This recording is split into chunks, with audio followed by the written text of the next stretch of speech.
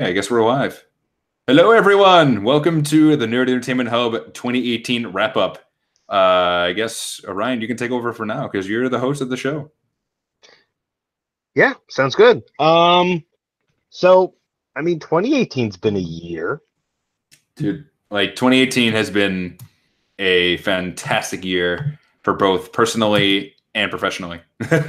Yeah, to start with, just from an NEH standpoint, we really kind of got our shit together in quite a lot of ways.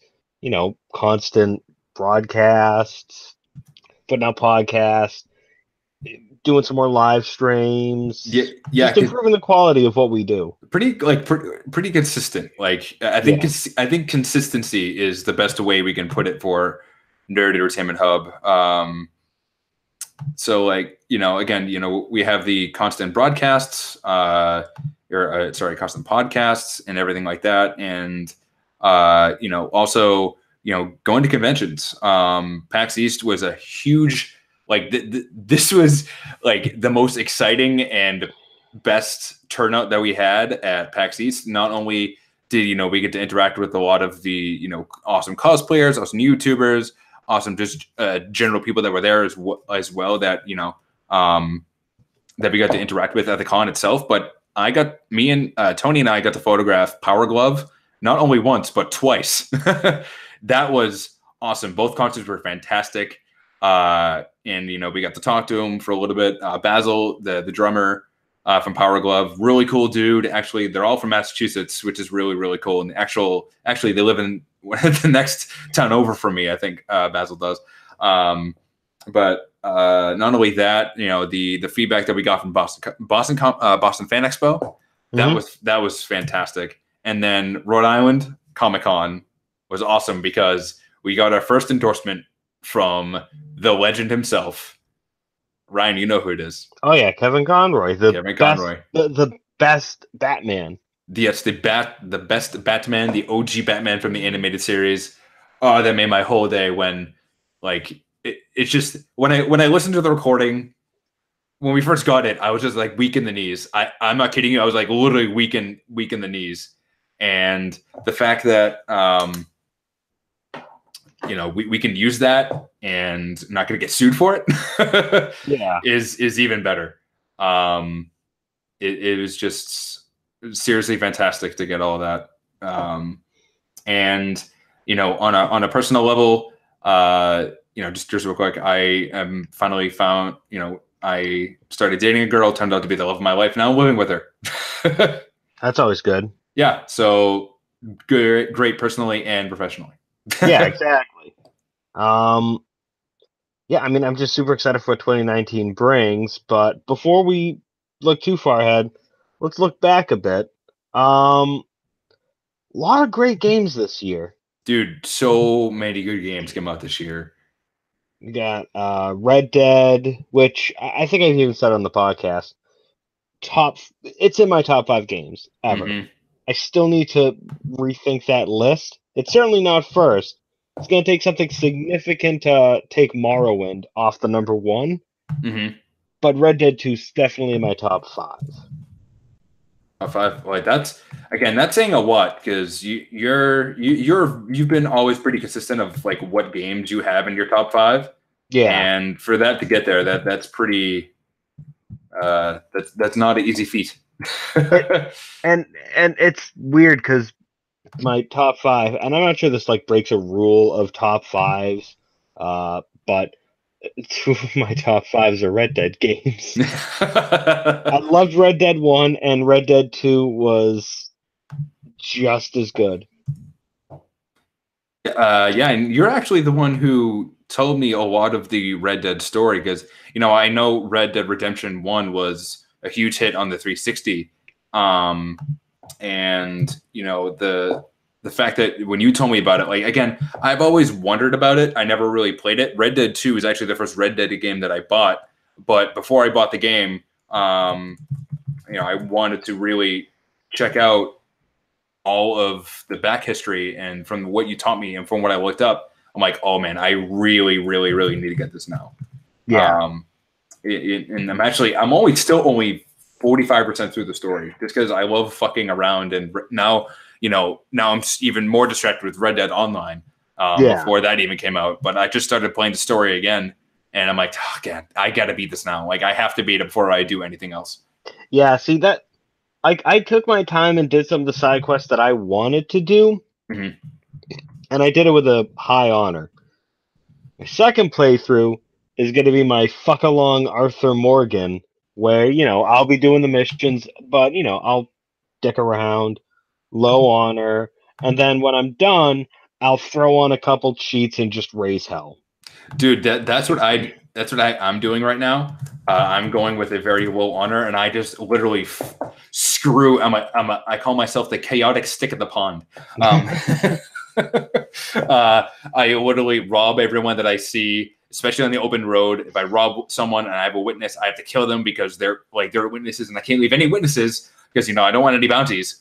And yeah, I'm literally the chaotic stick everywhere, and it's amazing. Yeah, see, when I was doing my high honor, I was afraid to even just rob people. I think I robbed like 2 people, and both times they just drew guns on me. See, that's what like I do that in self-defense. Like it's kind of like, oh crap, they're pulling a gun on me. I got to kill him real quick. Just and one thing that I will say about the cheats have you tried any of the cheats in Red Dead 2? To be honest, I didn't even know they had cheats. Yep, I mean, it's a Rockstar game. Of course they're going to be cheats, but the cheats are very different this time around. Are they? Like in GTA, because I mean, we remember like GTA 3, Vice City, and San Andreas, where it was just the same exact button combinations in all those games. R1, R1, R1, L1, R2, left down, right up, R1, R1, L1, R2, left down, right up, left down, down, down. Right. R1, R1, circle, R2, up, down, up, down, up, down, whatever. And that was the cheats. But with Red Dead 2, you go into the options menu, then you press either triangle or Y, and it lets you put in a string. Mm-hmm. And that string will just enable that cheat, and you can turn it on or off.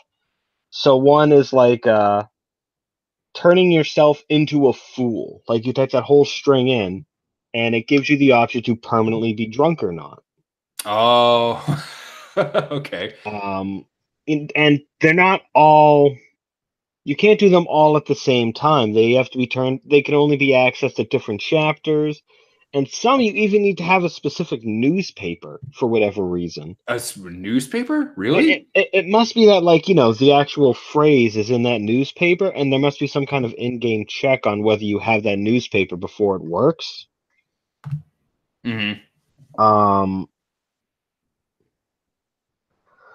the other thing is, once you start the cheat, not only does it turn off achievements, you can't even make any single-player progress. You can't do any story missions.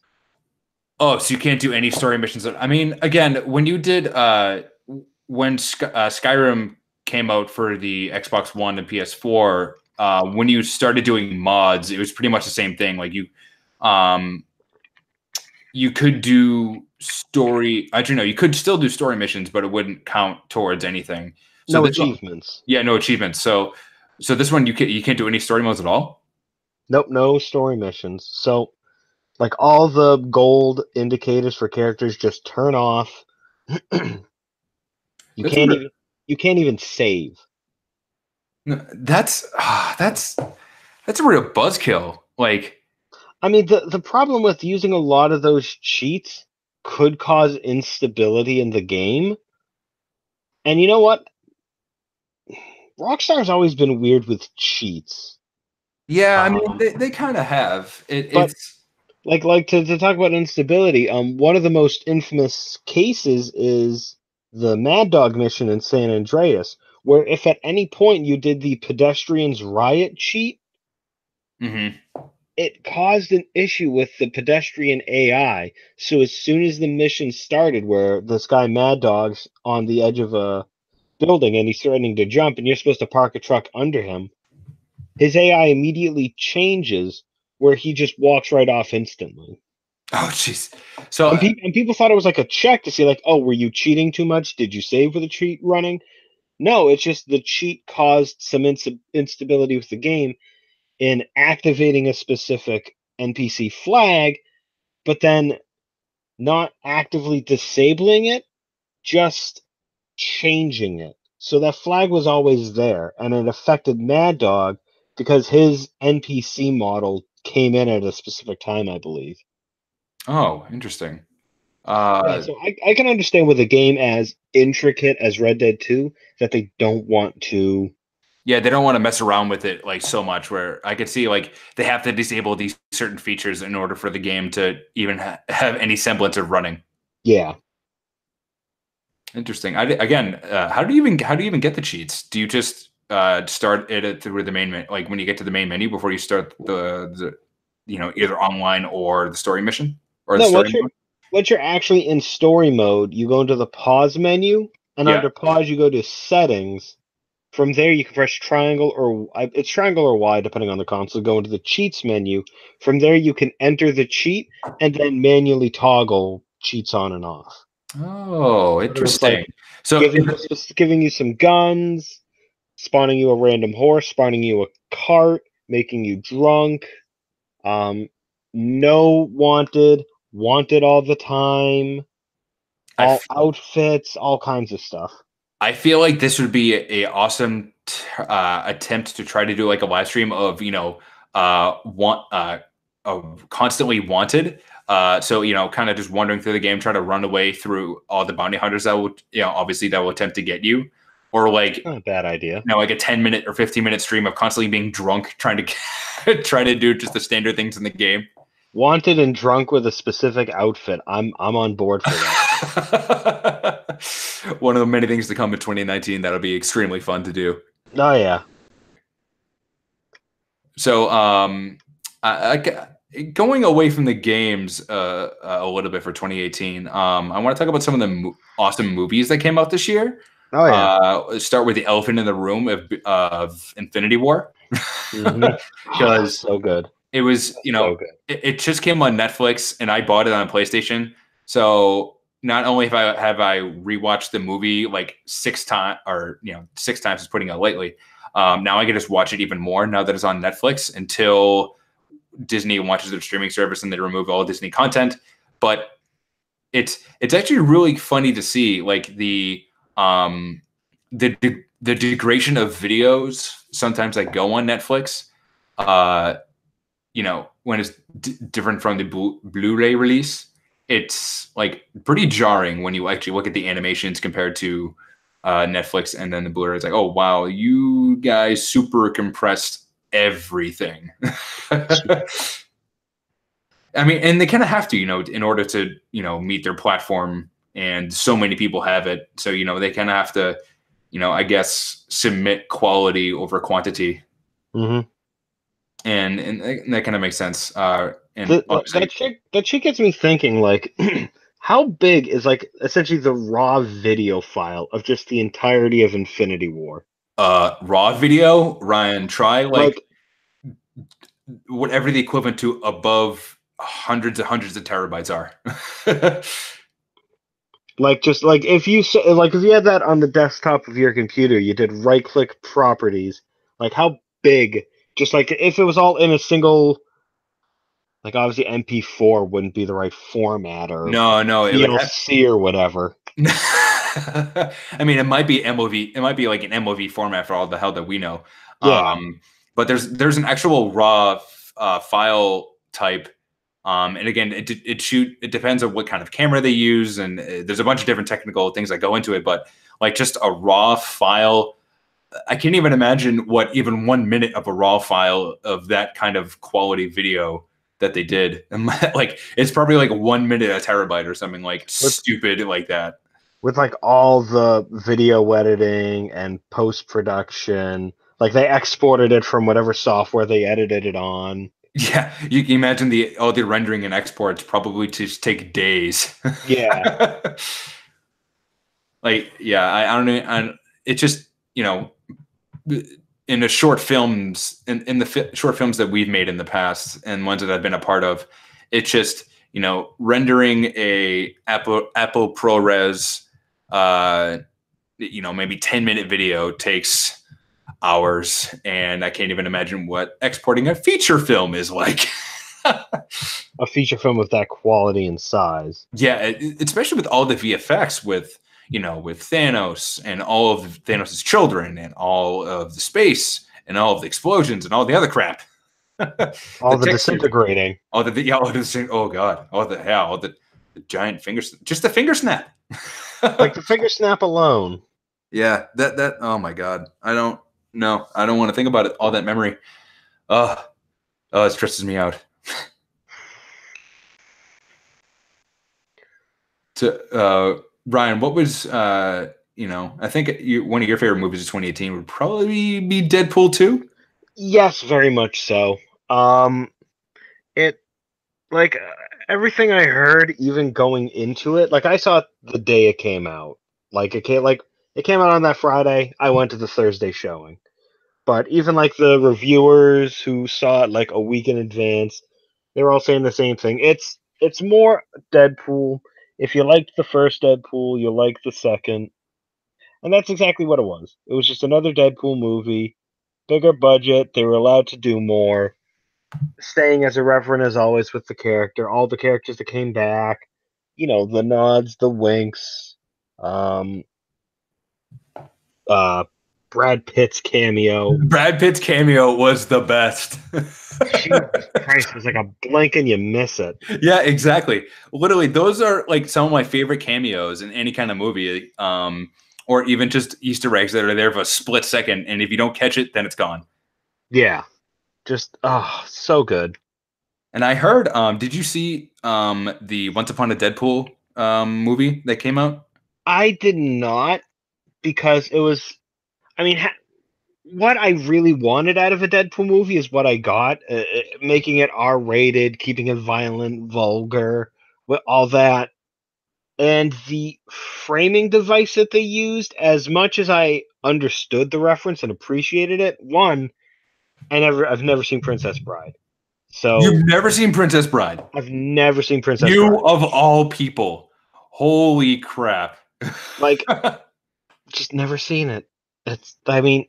I whenever I say I've never seen a movie and people just act like, how have you never seen it? Not doing something is infinitely easier than doing the thing.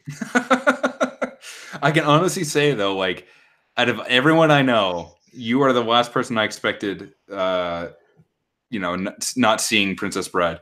Well, I watched all the Hobbit movies. I watched all the Lord of the Rings movies. I read The Hobbit. I'm reading Lord of the Rings. Maybe 2019 will be the year I finally watch Princess Bride.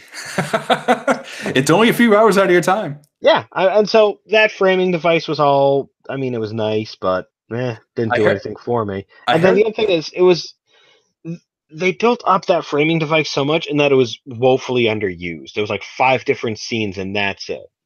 You mean 5 different scenes changed? No, 5 different scenes of Deadpool and Fred Savage. Oh, gotcha. I mean, I heard that there's, at least a total of 30 minutes of new footage in it, and they're kind of taking PG-13 to the extreme, which I hope that they would do anyway. And I hope Disney still goes with that realm if they're gonna do, that we already know that Kevin Feige's confirmed that they're bringing the X-Men to the MCU. So if they bring Deadpool along, I hope in any movie that he's in, obviously Disney's not going to go rated R with him, no. But I really hope that they push every button, every phrase that they do, pushing it to the limit of PG-13 to keep its authenticity of that Fox has done such a good job at. Yeah, I mean, I saw a post, essentially someone's idea for how to bring Deadpool into the MCU, and throughout the entirety of his involvement in whatever movie it is, he keeps teasing at the fact that, they got one F-bomb, and he's so eager to use it, and he's trying to find the right time, and then someone else uses it, and he throws just the ugliest tantrum. I could definitely see that. I'm just trying to. Then the best part would be Wolverine is the one that uses it. Oh, that would be glorious. Obviously, they're gonna bring Wolverine back. I'm just trying to think of who would be a good casts or who would be a good actor to take the mantle of Hugh Jackman? Oh, Again, we've had this discussion before. I think a good selection would be Tom Hardy, but that's just my that's my 2 cents. I feel like Tom Hardy's done enough. I mean, look, he's Venom, and I think they're going to stick with Venom for a while. At least teasing, and I haven't seen Venom yet, but I know that they tease Woody Harrelson as Cletus Cassidy, who becomes Carnage. Yeah. So Tom Hardy's locked up. I don't think Tom Hardy would work. Yeah, I mean, you never know. He does shoot a lot of different movies at once, and if he's contracted by both Disney and Fox, who knows? Yeah, but to simultaneously do Venom and Wolverine. I mean, Chris Evans did the Human Torch and Captain America, but they were years apart. They were years apart. That's true. To do it simultaneously, it's already weird enough that Josh Brolin is Thanos and Cable. Yeah, that was a little weird. But now they can get super meta with it if they really wanted to, even though Deadpool already made a Thanos joke in Deadpool 2. Yeah, so, I mean, I guess it could. But, I mean, I'm trying to think who else they would cast for Wolverine. I mean, Hugh Jackman was just so good at it. Jason Momoa. I'd watch that. I would watch that Wolverine. Because, again, he has the sex appeal, man. He has the sex appeal of Hugh Jackman. Yeah, but he has his own sex appeal. But does Wolverine have sex appeal? I submit that he does not. He would make Wolverine have sex appeal.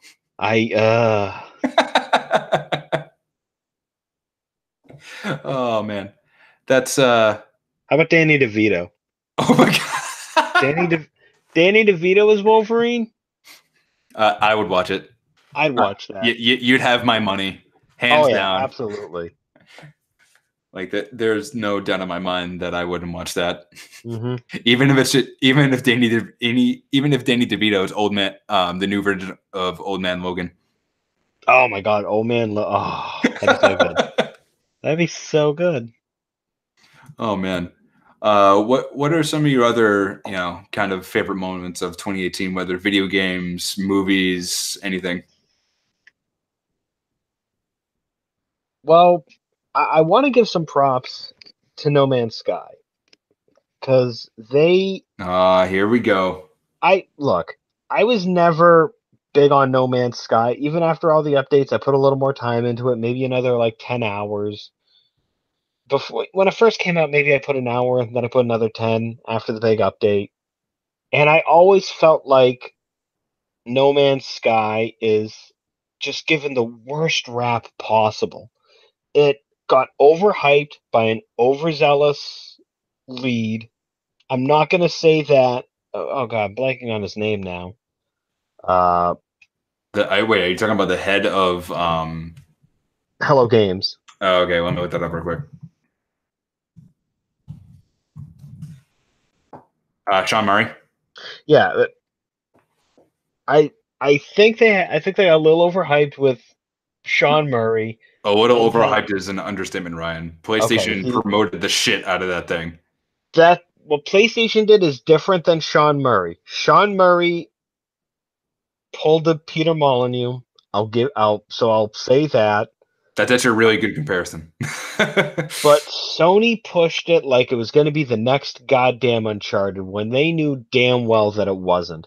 Because if Sony had not done regular checks on the status of that game and didn't see development builds of that and didn't see how the game was coming along, then that's on them. That's on them for being so stupid and not. It's just being naive and yeah, exactly. And if they did see it and still pushed it the way they did, that's even worse. Because that means they actively saw it and said, we're still going to sell it the way it is. Either way, it's more on Sony than Hello Games. And then after it came out and flopped, Sony threw Hello Games and Sean Murray under the bus. They did. They threw them under the bus so quick. And let them deal with it. And the amount of vitriol that Hello Games and Sean Murray specifically got was disgusting. It was absolutely proof that gamers can be some of the most entitled, whiny bastards of all time. Not, Oh, yeah. not to say they were wrong for being mad, understandable to be mad, but the vitriol was just unforgivable. Yeah, it was they took it to the nth degree and what they Yeah. didn't need to. Um, they didn't make all they didn't make all the death threats, all the things like that. It's just like uh it didn't need to go that far. Like with anything, the same thing happened with Mass Effect Andromeda and Yeah. um again, I think the trend now, sadly, is let's make half of a game or three-quarters of a game and send that out. People will have the audacity to buy it all at once, give it crap, and then or at least some people will give it crap, but the hardcore people, they'll love it anyway. And then about a year after it's released, then that's the product we actually wanted to come up with. Yeah. Mm. But I mean, so Hello Games came out with their massive update in the middle of the year. They've been working on it since then. They've added a massive underwater segment. It it's getting to a much better place now, and it seems like they're still going to support it going onward. So No Man's Sky's resurgence, that was certainly something to talk about because they stayed with it. They could have easily abandoned the game after the response that they got, but they didn't. And I think that's commendable. And not only that, I don't think they've sold that game for $60 since it got released. It's been heavily discounted. I got it for like 15 when it was on a flash sale. I mean, speaking of No Man's Sky, I'm on the Steam charts of No Man's Sky right now. In the last 24 hours, 6,937 people are still playing the game, and in the last 25 minutes, 5,263 people are still playing it. That's just on Steam. That Yeah, doesn't. that's still, yeah, so it's still getting significant. So it has a following. It's not a super mega following, but it has enough to at least it seems like to keep them going. Yeah. So I think that's absolutely commendable that they did that they stayed on board with it and kept it going. Yeah, dude. I have to agree, and like No Man's Sky to me was super hyped at the beginning, and then when I saw all you guys playing at the beginning, I'm like, this game doesn't seem very good, and I kind of moved on to other things. Mhm. But I'm glad to see that you and a lot of other people are enjoying themselves finally from what was kind of promised back in the day.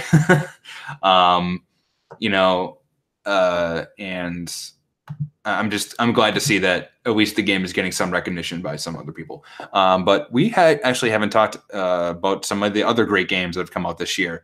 One game that I'm kind of mad that didn't win any of the Game Awards this year was Spider-Man, because that was such a successful game from Insomniac. They make great games. I'm really good. They at least got nominated, so they got recognition for being at least considered for Game of the Year in other categories in the Game Awards. But I think at least it should have won something because it is such a good and complete game, along with the DLCs. It's awesome. I can't give that enough praise. And actually, my sister got it, which means I'm going to be able to borrow it soon. So I'm super pumped. Yeah, I mean, I'm pulling up the Game Awards now and seeing what winners there actually were. I don't think Spider-Man won anything from looking at the list. Actually, if you pull up our website, our writer Mike Kenny, listed very quickly of all the awards and games that were announced as well. Ryan, while you're looking that up, another game that we can talk about that actually won Game of the Year is God of War. Did you get to play it at all from when you borrowed it from Stefan? I never bought it from Stefan. Oh, that was Max. Right. So I wish Max was here to talk about it, but he actually talked about it kind of in our review podcast from about a month ago or a few weeks ago. He was very glad that it won Game of the Year, and I'm kind of glad that Red Dead won a bunch of awards, which was well deserved. But I'm kind of glad it didn't rake in more awards like Game of the Year. God of War won other awards as well. I think it won Best Action Adventure Game. So it had some the competition this year was very, very close. Like there wasn't any clear winner that could have been. But I'm glad God of War came out this year, and it came out in a kind of a weird time. It came out in like I think it was April, March or April of this year, when it actually came out. And for a game to last that long and be considered for a game of the year award, that's pretty commendable. Because most of the games that come out are only released for like a month and then they get considered for. It came out actually. God of War came out April 20th this year, so for it to be even considered for a game of the year, that's pretty awesome. Yeah. So, I mean, I wish I could talk more about God of War, but it seemed like such a cool game, and I want to get into the combat because, one, I've heard the combat of the God of War games is fantastic, and two, you fight with a bearded axe. I like axes. That's my favorite. That's my go-to weapon in any RPG ever. You can't go wrong with it. Not at all. So what were your other moments of 2018, Ryan, that you are looking back on that you appreciate? Well, one that was pretty recent, and I'm excited to talk about it a bit because I'm not an anime guy, but when I find an anime, I kind of really get into it. Well, now I got two things, but firstly, super quick, the season 2 trailer for One Punch Man dropped. Oh, yeah. Folks have been waiting for years for this since the first season came out. And not only do we have a trailer, not only do we have all the characters that we love and a few more coming in, but we have a release time, April 2019. They haven't said what streaming services or what services it's going to be available on, but whatever service it's on, I'll get. I watched the Japanese dub on Netflix, and that's how I want to stay with it. So when it comes out, I just need to wait for some subtitles, and I'm good to go. Well, I mean, you usually get a weekly when it gets released in Japan. When it does, it's usually like a day later where the English subtitles come out. If you want to wait for the English dub, then you're going to end up waiting a while because it takes a long time for them to dub over it. And sometimes it's not even considered dub if it's not popular enough. But I think One Punch Man season 2 would be. I think the dub, let's say, it comes out in April. The dub of the new season, episode 1, probably wouldn't even come out until maybe earliest the fall of 2019. Yeah, but like I said, I just watched the subtitled Japanese version, so yeah, so there you go. I'm good to go. But yeah, so the first three that got revealed in the trailer, first three characters, Saitama, Genos, Speed of Sound Sonic, who's kind of like a rival to Saitama. They're all coming back. Some new, it looks like maybe some kind of villain character. Her name is Hellish Blizzard. She seems like a hero, though, because I don't read Japanese, but she has the same type of rankings as Genos and Saitama did. She seems to be, I believe it said she was Class B hero level 1. King is a S rank hero level 7, and he seems to be like the strongest human on Earth. We'll see what his deal is. And then what clearly is going to be the main villain is some dude named Garu. So that looks like it's all going to be coming up, and I'm excited because, that show's so great. Actually, speaking about anime, one of my favorite animes finally came back from a couple of year hiatus, just because I guess they wanted to take a break or was catching up to the anime too much, is Fairy Tail. Fairy Tail finally came back, and I'm so glad that it's finally got a finish, and then because the manga has been finished for a long time, and then according to Jeff, who is our anime expert, he said that the manga actually started up again, so that means the anime is going to continue, I hope. So I get even more Fairy Tail. I'm just super excited because it's the new DBZ. Like Okay. I am just super into it. Basically, replace key slash energy with magic, and more That's it. name. Yeah, and that's it. Like his magical energy is so powerful. Yep, that's energy from DBZ. So it's just more of, obviously it's not the same realm of storytelling, but it's close enough where I had the familiarity, but it's a new flair onto it. So yes, give me all the fairy tale, give me more and more and more, and I will watch. The other anime that I got super into was Castlevania, because season 2 for Oh, Castlevania dude, dropped this year I still too. haven't watched season 2 yet. Dude, get on that. Get Uh, on that. is it, is he? Richard Armitage, John McTavish, fucking Peter Stormare is in a few episodes. What? Yeah, I fucking loved. As soon as this character started talking, like, oh shit, that's Peter Stormare.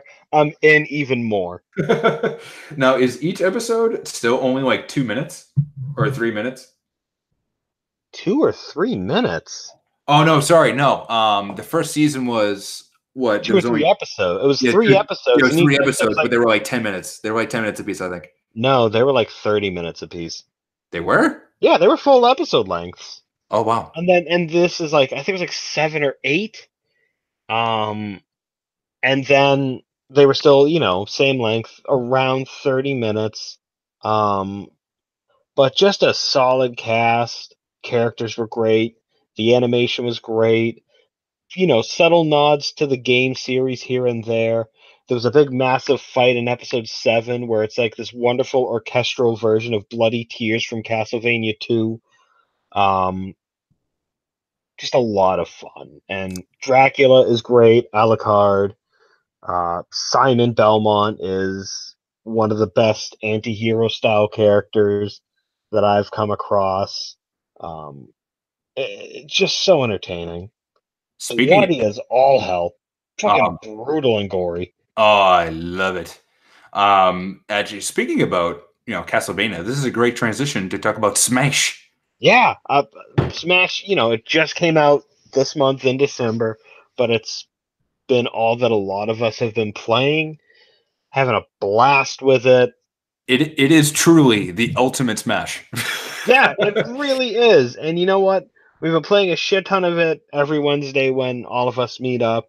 It's going to play a massive part into all the gaming we're going to do on New Year's Eve, Yes, it the is. New Year's party. You know, whatever level of alcohol is in our system whenever we play it, we'll just make it better. I playing Smash with it. It was you, Jen, and me. Just was That was intense, dude. That just was, unbelievable. The one match I can't remember what I'm trying to remember the exact characters we were playing, but it got down to you and Jen, oh, and it that, was just an intense back and forth. I think I was either Samus or I want to say King DDD.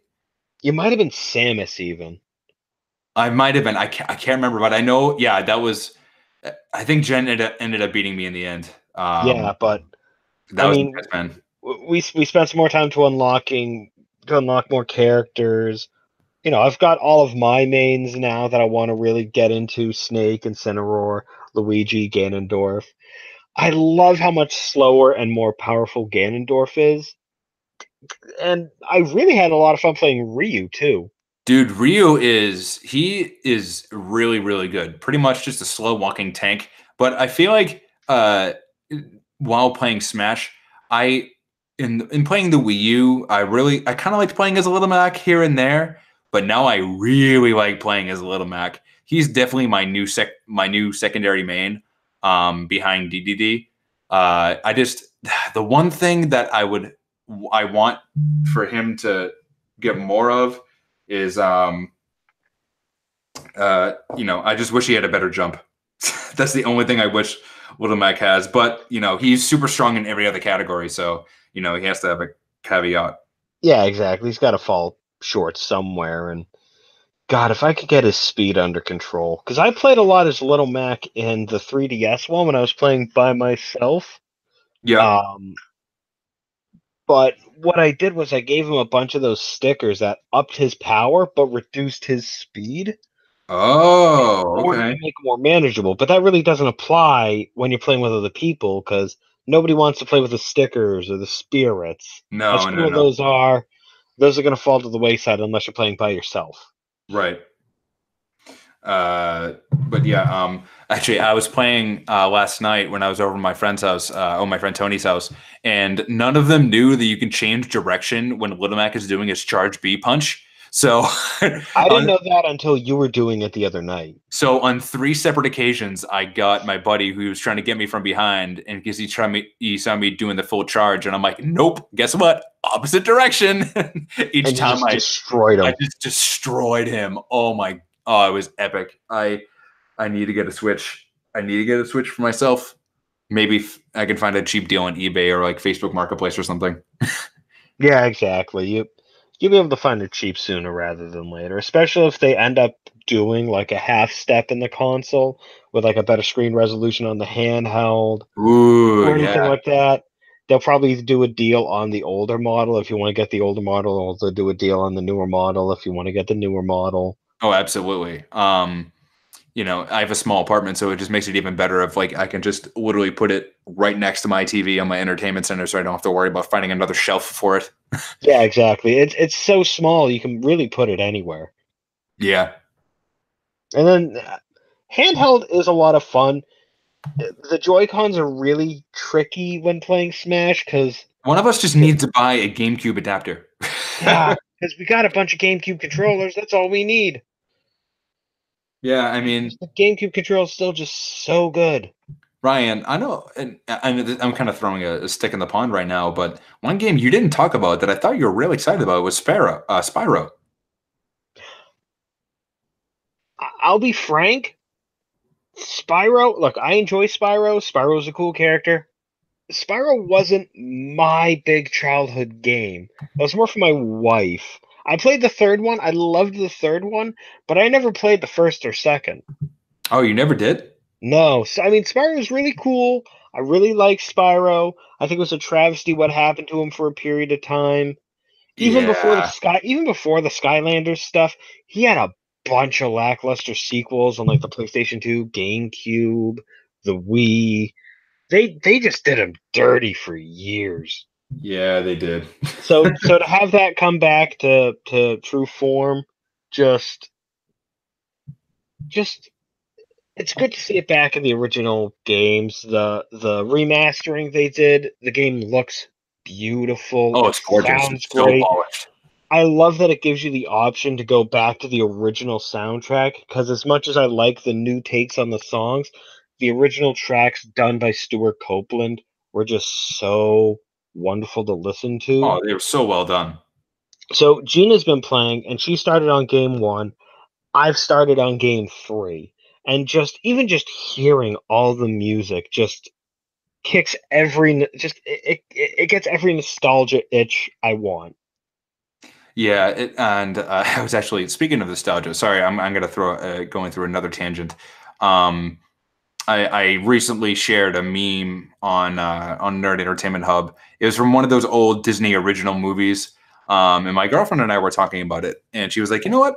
Those were actually good movies, not like the crap they make now." And I'm like, "Well, when you really think about it, when you take nostalgia out of it, like, would the movies really hold up now? Like, from a film perspective and from like our perspective, no, they would not.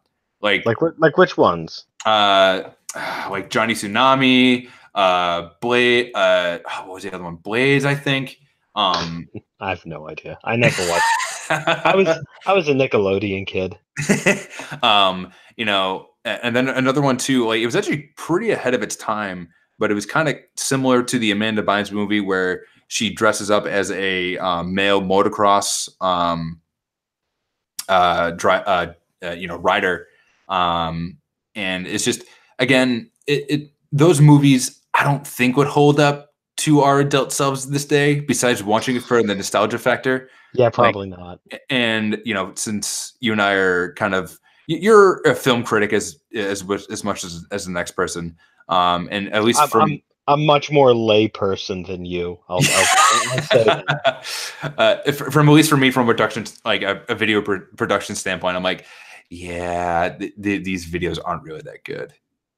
Like, I would love to try and sit down and from me, who has never watched any of them, with you, who's watched a lot of them, or my wife, like watch like Smart House or something, Oh God. and Oh God, see where no. I stand on that. Like And, that. Oh no, go ahead. and Sorry. I was gonna say, I take it back. I wasn't a Nickelodeon kid so much as I was a Warner Brothers kid. If I think about my favorite cartoons as a kid, I'm thinking stuff like Animaniacs, Yep. Tiny Toon Adventures, Oh my which I God. believe was Nickelodeon, but it was all Warner Brothers property. Freakazoid. Oh man. Oh, I love Freakazoid. Good times, man. Good times. But anyway, go back to what you were saying. Uh, what was it? Oh, the Disney original movies or the I don't remember. I've gone on two different tangents right now. I can't keep track of. Yeah. Um. Want to go back and talk about Smash? Yeah, let's talk about more Smash. So who I think what character is like a hidden gem that you recently discovered that you're kind of a troll at? Hint, hint. Uh, which one? Do you want to talk about Fox or Falco? Because I troll with both of them. Much more Falco because I was leaning more towards Falco.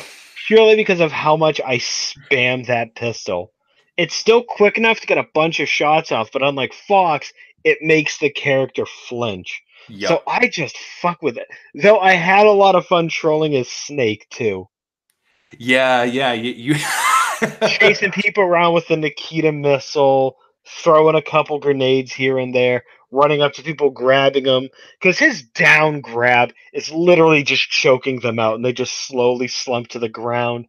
That's fun. Just running up to people, I kill you, I kill you, I kill you, I kill you. Ah, it's great. Yeah. Oh man, I'm trying to think of. I think the new moveset in the change of Bowser. I really like, especially because Dropkick. He has a new. I think he has like one or two new moves. I can't remember off the top of my head. I think it's down A smash is new. Yeah, his down A smash. I'm pretty sure that's new too as well. He's becoming much more of kind of like a backup character that I can pick sometimes. And King K. Rule. You're loving King K. Rool. I love King K. Rule. His counter with his belly. Oh my god. You got a thing for big fat villains, don't you? I do. That's kind of my fetish right now. Oh god, just your fucking counter with King K. Rool. Oh man, I can't get enough of it. It's literally the best. Like most of the time, I liked being like in the old Smash. I like being Shulk just because of his long, obnoxious counter. Now it's just King K. Rool with his big belly. Yep. And then you do a good job with the cannonball too.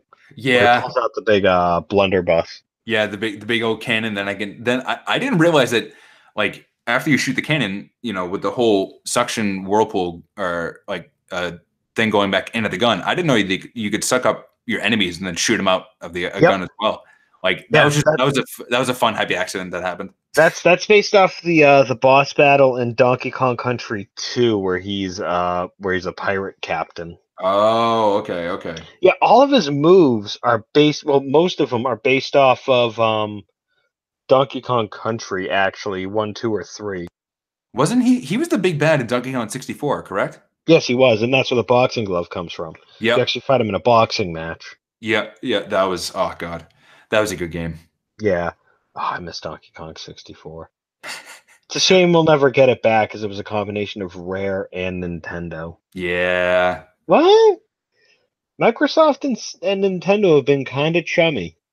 They have again. You never know. They collaborate. Like they made the Mario and Rabbids game. So who's to say that was Ubisoft? That was independent of Microsoft. Again, though, that's another AAA company. So yeah, that Nintendo kind of worked with pretty well. So I mean, they were very chummy with Minecraft going crossplay, and that they were. They've been pushing crossplay a little bit more. You know, we teased about it a bit on our Smash discussion.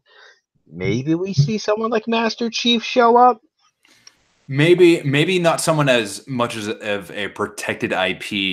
Maybe Banjo-Kazooie. I'm hoping Banjo-Kazooie. That would be massive. That would be a very show in good faith. Oh yeah. Oh yeah. So that would be a lot of fun to see. Yeah. So I think we can talk about some of our, aspirations for 2019.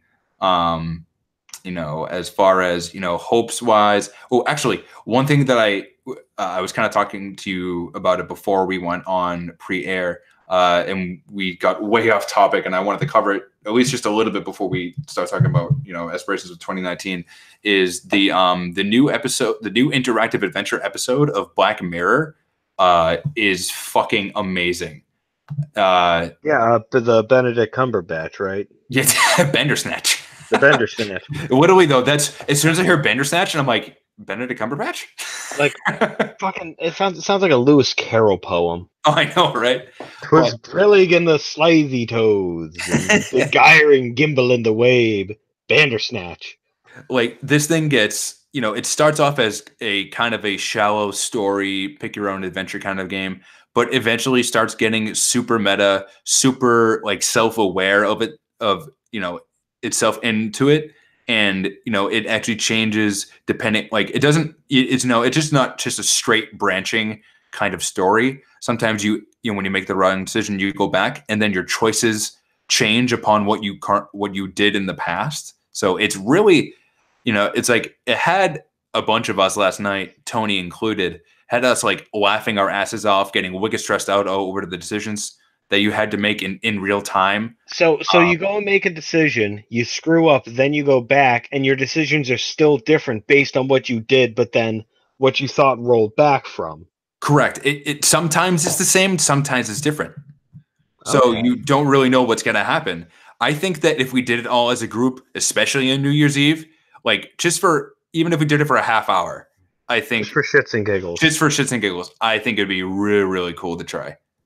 Could be worth a shot. And again, I was talking to my friend Gary today. He says that, when things are done right, especially when things that have earned in the past, it opens up a whole new world, pun not intended, of aspirations and opportunities that this could represent for, like streaming services, for movies, for a whole different ball game of, interactive storytelling. I mean, Netflix has done these kind of choose your own adventure things before. Have they? Yeah, they did. They did one for, of all things, Puss in Boots. They did it. Cause see, it depends on the platform you do it too. Like, Black Mirror is the perfect platform for it. I did a little bit of the Puss in Boots one because Gina and I were like, "Screw it, let's try it out. It seems like fun." We certainly didn't finish it. We got bored of it very quick, but the way they did it was kind of fun. Again, yeah, especially when you're in a big group of people. When you're in masses, it comes to mind. People bring a mind of its own to it, and I think which with each people's different perspectives on it, it shows not only who people really are, but who they also when they also give into peer pressure. So it's really fun to see. Yeah, I mean, that's definitely something we could check out. And I've never been much of a Black Mirror person. To me, it always seems like the same. It's literally the title of it. It's holding a black mirror up to our technology.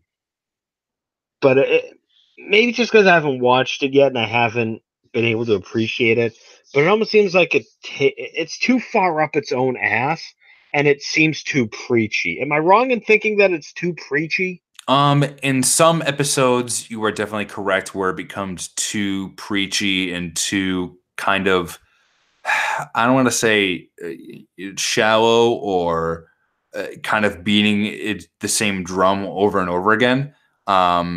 Some episodes are like that, but other ones are like kind of hidden gems. And this episode is definitely along the lines of it doesn't take itself too seriously. It's not too preachy. It gives you, like, the whole premise of this episode. It gives you it shows you how how little control people have over their lives, but also gets super meta and super self-aware with it and has fun with it. So, and again, you actually get to fuck around with the character himself. Like he's self-aware of like someone's making the decision for me, and he has to, like sometimes he fights against it too. So again, this episode's kind of an outlier. Most of the episodes right now will give you like you are correct where it gets super preachy. I would say maybe 2 or 3 episodes per season where they're actually really good. Okay. Yeah, sorry, that was kind of a long explanation, but I felt like I had to. No, I get it. But yeah, on to 2019. What do we want to see from this, Ryan? What do you want to see?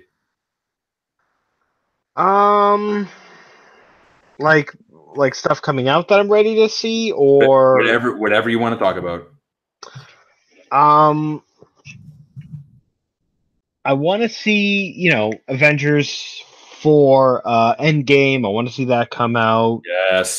The expansion of Red Dead Online, One Punch Man Season 2, Far Cry, whatever the hell that's going to be called. That seems like it's going to be a lot of fun. I mean, what about you? What are you looking forward to? For me, there's a couple of things I'm looking forward to. One of them is Avengers, the new Avengers movie.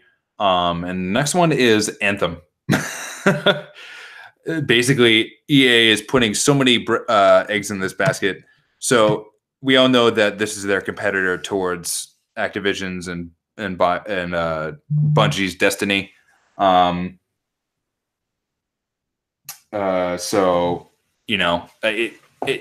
it's a sci-fi shooter adventure game. So you already have me there. But it just looks amazing. So I really want to play it. I really, really just want to see it. I just want to play it. Yeah.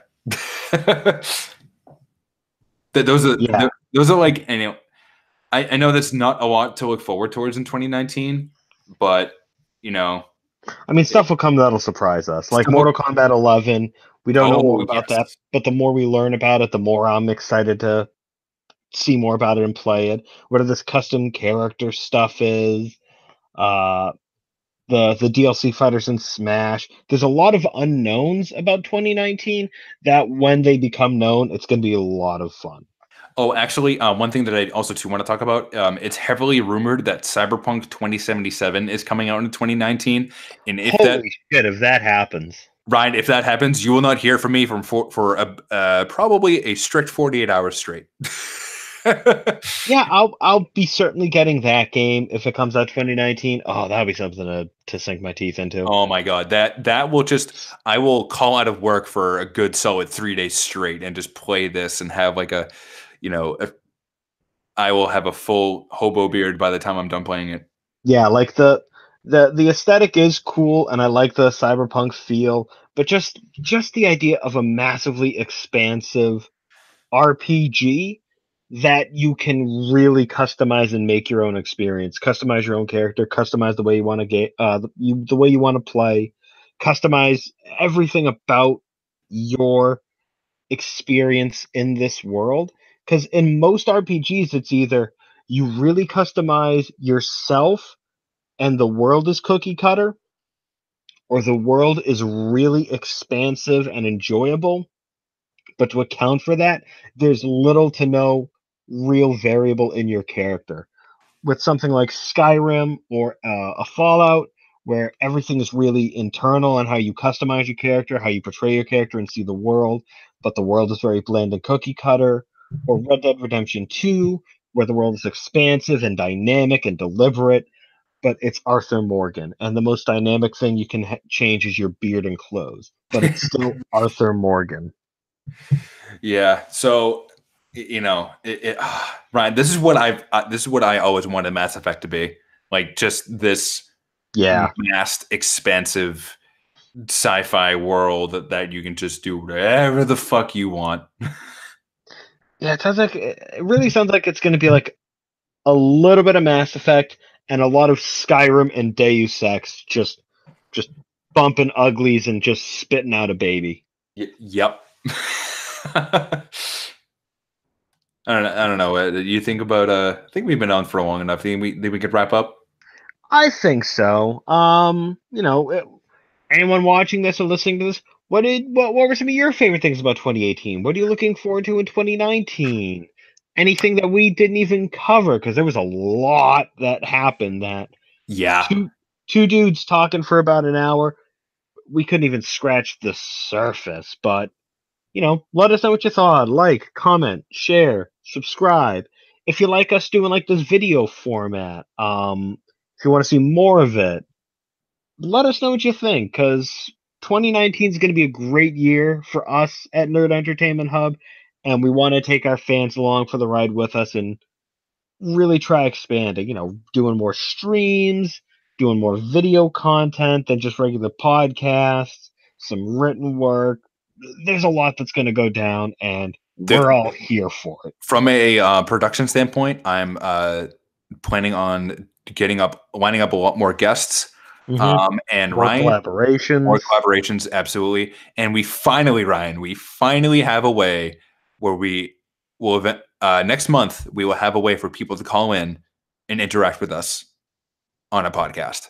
Yeah, exactly. So shit's picking up, and I'm here for it. Yeah, me too. For now, I think this is where we'll call it.